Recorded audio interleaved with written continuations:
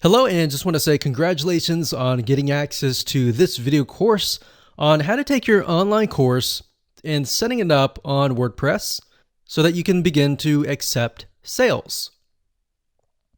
All right, so let's jump right in to the introduction here. Now, I want to make things clear here, and the condition of this course is that we assume that you already have an online course and the videos on hand. So this video course is not about how to create an online course. It's just merely taking that course and setting it up on your WordPress site. So now that we've gotten that clarification out of the way, what I want to do now is give you a quick overview of what's inside this video course. This is video number 1. Video number 2, we're going to talk about the big problem. So before we dive in and talk about how to set things up and all the technical aspects of everything, we want to tackle a major problem and a major reason why most people do not consume your course. We'll dive into it a lot deeper, but statistically they say that only about 10% of your online course is consumed, meaning most of your students will come in, they'll buy your course, and they'll only consume about 10%. And then they'll quit. So we need to combat that, right? We need to set the experience up so that we can increase that number. So that is what that video is all about. And as you can imagine, that is crucial to tackle before we talk about the technical aspect of setting things up, because actually setting things up is actually very easy. Video number 3, we're going to talk about the experience. So once we understand the problem, we need to understand how to make a better experience for your students so that they consume the online course from start to finish. And then we'll talk about the technical aspect in video number 4, such as the WordPress LMS plugin. And LMS stands for Learning Management System. And it's basically a system that allows you to set up your online course. So it's the environment that surrounds the course. So once I've given you a broad overview of different plugins that are out there and available to you, video number 5 will talk about recommended WordPress LMS plugin that we highly recommend. And of course, video number 6, we're going to talk about consumption boost. So based upon the big problem, how do we not only combat it, but boost the consumption rate? How do we get people to engage with this, to continue to the end? And of course, video number 7, we'll talk about engagement. How do we get people to engage with your online course? And last but not least, we got video number 8, which is prestige and fun. And all that means is trying to make people feel good about themselves as they complete your course. And we'll talk more about that and why that's important and all of that. So let's talk about getting started. What do you need? So you obviously need to have your course. You need to have the videos in hand. So the video files, the MP4 files, whatever video files that you have, you need to have them in hand. Now, if you don't have this already, that's fine. You can do this later. We're not really going to discuss this, but you will need to take those videos and you will need to upload them to a video hosting company. So for example, we've got Vimeo.com. We recommend that highly. And Wistia.com is another video hosting. And once you set all these up, you can take the embed codes and then, of course, enter it into LearnDash or whatever WordPress LMS plugin that you desire to use. And of course, you'll need to have some money to purchase a WordPress LMS plugin. There are some free ones out there, but what we found over the years is that free is not always the best. So you want to make sure that you put yourself on a good platform that is constantly updated and grows as you grow. So with that said, let's move on to video number 2. Hello and welcome back. This is video number 2, the big problem.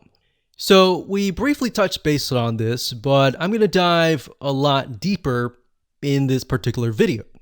You see, the biggest problem is not getting your site set up to sell, but rather getting your students to consume your course. Here's a big quick fact. Did you know that most students consume less than 10% of a course?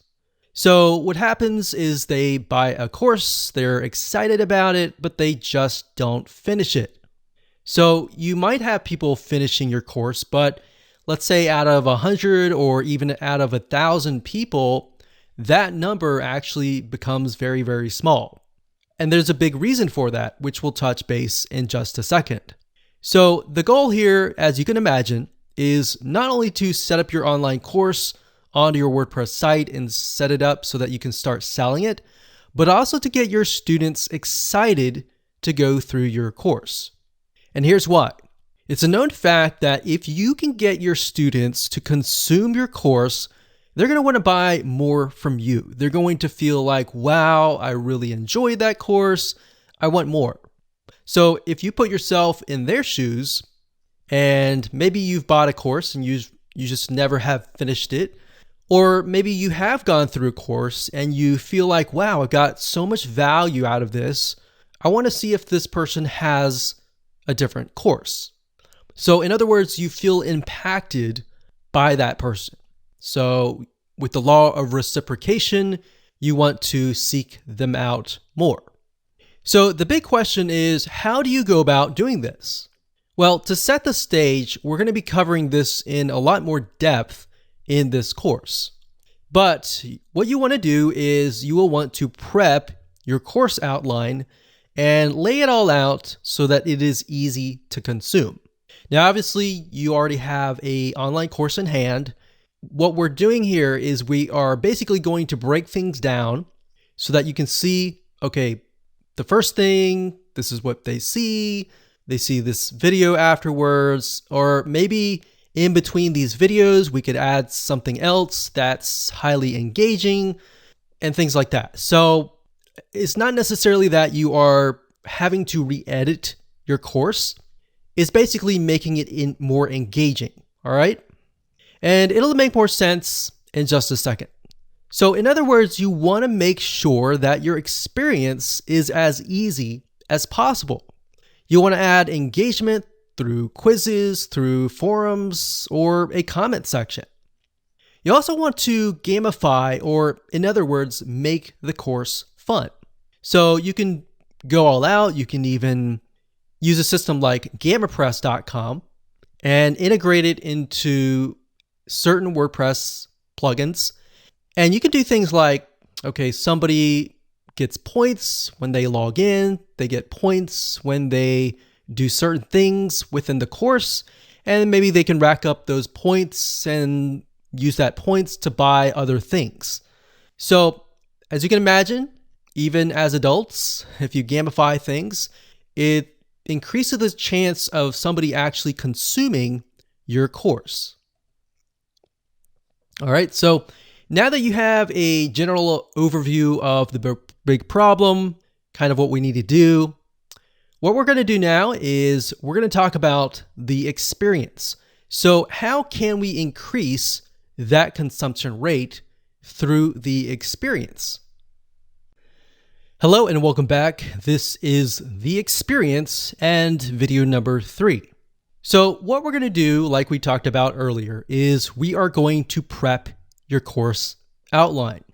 So in other words, what we're going to do is we are going to plan ahead before we do any sort of implementation. So prepping your course outline from the moment they purchase to the moment they finish consuming your course is very important. So in other words, what we're trying to do is we're trying to lay out all the steps that they must go through because this is crucial. So in other words, step by step by step. Now, for example, the very first video should be about introducing your students, and that's really important. So if you don't have that, you might want to make that as an addition. So you might want to say, thank you for your purchase. Here's a quick overview of all the videos that are laid out, and show it in action. And oftentimes you want to make this video last because this will be after you've set everything up. So you'll be able to show, okay, so you log into this WordPress site. This is what you do. You can see lesson 1, 2, 3, 4, 5. You can see these topics, all that. So what that does is it puts people in the frame of mind of, okay, this is what I'm going to do. This is what I can expect. And it kind of takes away that fear. So you need to give people an idea of what to expect, because a lot of times they have anxiety or fear of what's ahead. And that anxiety or fear, a lot of times, is what prevents them from moving forward. So what you're doing here is you're helping them move forward. Next, you want to make sure that these steps from there make it easy for your students to consume your content. So like I previously mentioned, maybe you have the welcome video, and then after that, you have maybe a checklist that they can download, and whatever else will make it easier. So in other words, you don't have to necessarily make more videos besides the first introduction video, but you want to lay it out so that you can see, okay, so should I put all of these videos, step 1, step 2, step 3, all different steps, or should I do video 1 and maybe the introduction and the video 1 and then a checklist and maybe a Word document of some sort in between the videos so that I don't overwhelm people and all of that. And we'll talk about drip feeding and how to prevent people from being overwhelmed. So in other words, what I'm talking about here is basically adding buffer pages or pages in between each video if they need more clarification. Now, the only way to know how to do all of this is to map it out. All right. So let's head on over to a mind mapping software and do this now. Okay, so I want to say that it doesn't matter what you use to map your plan or outline out. What I'm using here is a software. It's an online web application called Lucid Chart. That's lucidchart.com. Now, if you're not a visual person and you would prefer to use something like Notepad or a piece of paper, whatever it is, it doesn't matter. At the end of the day, it's just a matter of mapping it out so that you are able to see step 1, step 2, step 3, and all the steps ahead so that you can take this blueprint and implement it later down the road. So we got this here. This is the online course.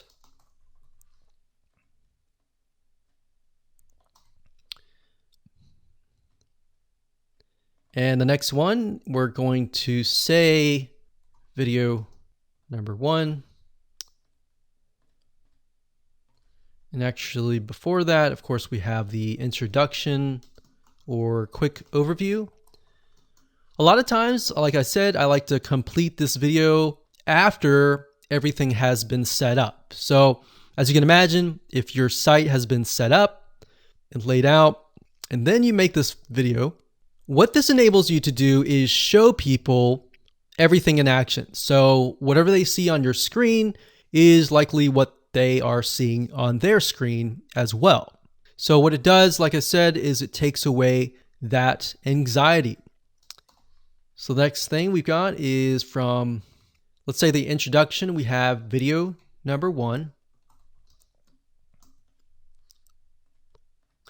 And of course, typically, if you have your course in hand, you're automatically going to have, video 1, video 2,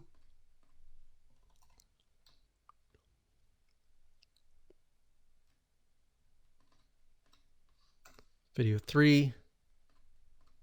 And for the sake of simplicity, I'm just going to say we've got 4 different videos. Now, obviously, most video courses and online courses are going to be a lot longer than that. So what we're going to do now is, let's actually move this up Let's see here. What I like about Lucidchart is you can pretty much map it out so that you can see, okay, this is step 1, this is step 2, this is step 3. We move from here to here.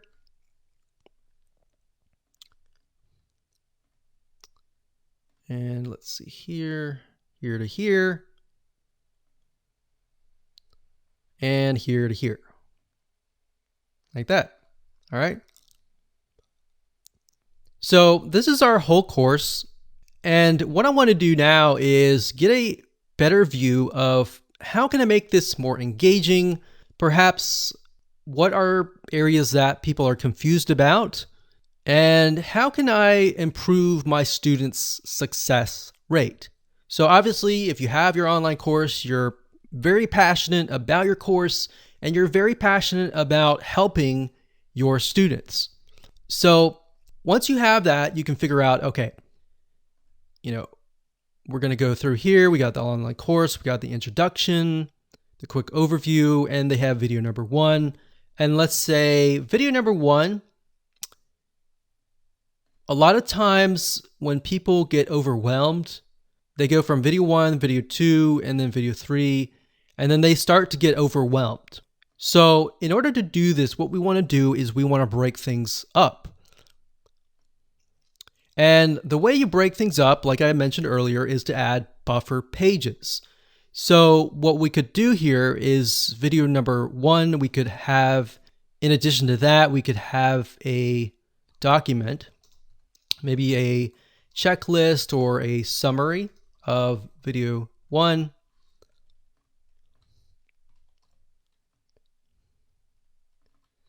And maybe after that, you can create some homework. Now, you don't have to call it homework.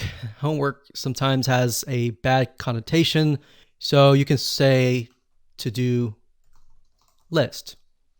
So before they can move on to video number 2, in other words, they have to do the to-do list. So maybe they learned something here and they need to implement that in here. So you see what's happening? The majority of courses have it where it's like watch video 1, watch video 2, watch video 3, and then they get overwhelmed and they quit. So what you're trying to do here is you're trying to break things down so that it's not as overwhelming. All right, so once they've finished the to-do list, then they can move on to video number 2. So in that case, we delete that arrow. So it goes from here to here. And then next we have video number 2 to 3. Now, during tests, we found that a lot of times when you have some sort of document like a checklist or a summary of that video, it helps. It helps a lot. So let's see here. Let's move this up here like this.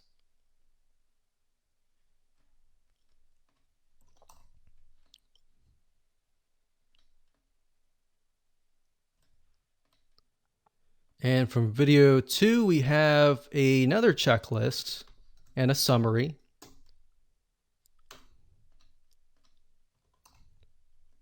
And maybe a to-do list. So as you can see, the to-do list basically tells people, okay, this is what you need to do next. So you need to do this next before you get to the next video. So we do that.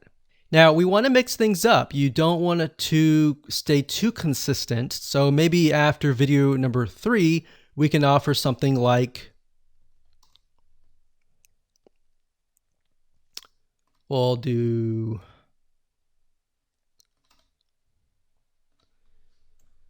summary's good, but maybe instead of a to-do list, we have a quiz, but a short quiz. Not a long quiz, but a short quiz. Remember, you don't want to overwhelm people. So we're going to delete this. We're going to go from the short quiz to video number 4. Now, you could set it up so that in order for them to move to video 4, they have to get the questions right. But from our findings, what we found is a lot of times that can become frustrating, especially if they answer it wrong. So what that does is it makes things negative, and we don't want to create a negative environment. You want to keep things positive and keep them excited. So let's move from a short quiz to video number 4. So same thing here. We can do this here, and we'll do video 4. And that here. Now, what's nice about WordPress, the plugins that we're going to be using, is that you can also add things like certificates. So in other words, when they finish the course, they get a certificate with their name on it. Now, you can do that with the plugin that we recommend, which we'll talk about in just a minute. Now, what I want to say is a lot of times what people do is they buy the course, but in order for them to stay, there needs to be a community, or they need to have the ability to engage with you. So having sold many courses over the years, we found that even though there's a course, if there's no community, it's hard to get people back to your site. So that's kind of a basic outline here. And we definitely want to keep things basic. You don't want to complicate it any further. We can add things like forums, which we'll discuss later on. So we could add a forum. And typically you want to, after the introduction video and the quick overview, you could send them to a link to the forum. Now, depending on how you set things up, if you have a Facebook group, you can send them to that link. If you're utilizing the WordPress plugin that we recommend, sometimes they are connected to forums like BBPress and other community and forum plugins. So that's kind of a brief map of what you can do. You can do anything that you want.